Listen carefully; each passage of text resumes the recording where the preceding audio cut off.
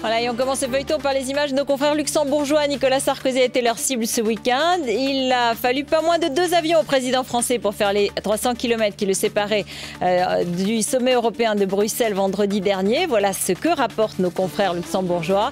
Il y avait le fameux Airbus rebaptisé Air Sarko One. Mais en plus, la France avait affrété un Falcon 7 appartenant à Dassault. Le mensuel Terra Eco, il y avait peu, avait classé le président français 6e plus grand émetteur de CO2 parmi les chefs d'État. À la veille du congrès du NPA, le parti d'Olivier Besançon afficherait un bilan plutôt décevant. Selon Libération, près de 3000 militants l'auraient déserté depuis sa création. Il ne serait plus que 5000 à 6000 aujourd'hui. Rien ne va plus entre Thibault et Chérec. Après les défilés côte à côte dans le conflit des retraites, place aux échanges acides. Dernier sujet en date, le conflit des dockers du port de Marseille.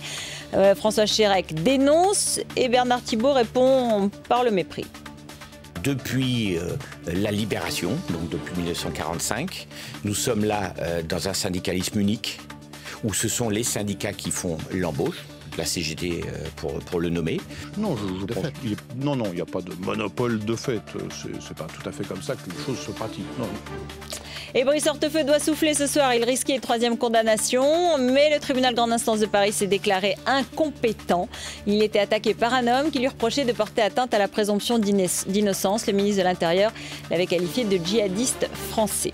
Décidément, le voyage au Sénégal est un must. Après Nicolas Sarkozy et Ségolène Royal, Martine Aubry y est en ce moment pour le Forum social mondial.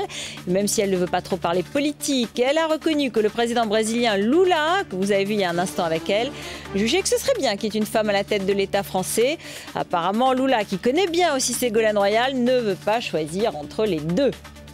Éric Woerth ne se fait pas d'illusions, très touché par l'affaire Bettencourt. Il sait bien que son soutien à Michel Alliot-Marie emporté dans une tempête médiatique similaire, ce soutien ne serait peut-être pas le bienvenu. Écoutez-le.